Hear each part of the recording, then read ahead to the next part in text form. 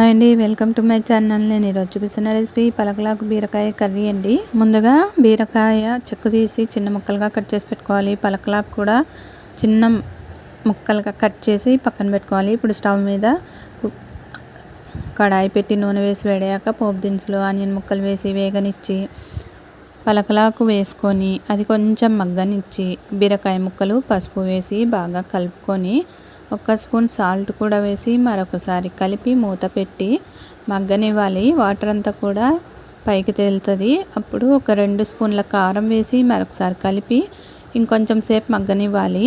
ఇందులోకి పొడి వేయడం అంటే కొబ్బరి, వెల్లుల్లి, ధనియాలు 3 కలిపి పౌడర్ వేసుకొని కర్రీలోకి వేయాలి.